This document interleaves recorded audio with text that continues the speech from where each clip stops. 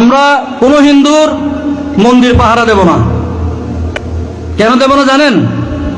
হিন্দুরা এদেশে তাদের জন্ম হয়তো পরিমাণে কম, আমি সংখ্যাগরিষ্ঠ বলবো না, হিন্দুদেরকে সংখ্যাগরিষ্ঠ বলবো না, এরা এই দেশের নাগরিক, ওরা এই দেশের জন্ম, ওদের পূর্বপুরুষ এই দেশের জন্ম। হিসাব করলে তো আমি 200 বছর আগে যদি হিসাব করে, আমার বাপদাদা তো কেউ হিন্দু ছিল, ঠিক আছে? বাংলাদেশে ইসলাম আসছে কিন্তু 500 বছর আগে, ঠিক আছে?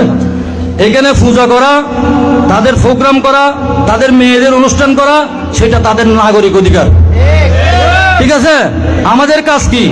যদি কেউ কোনো হিন্দু পরিবার তাদের পূজা মন্দির কিংবা কোথাও যদি কেউ যদি দেখেন যে অন্যায়ভাবে কিছু করতেছে বা কোনো ষড়যন্ত্র লিপ্ত হচ্ছে, তাদের এই পূজার মধ্যে ব্যাঘাত ঘটাচ্ছে, আমাদের কাজ কি? তাদের এই হাত ভেঙে দেওয়া, কোনো কথা নাই, তাদের হাত ভেঙে দেবো আমরা।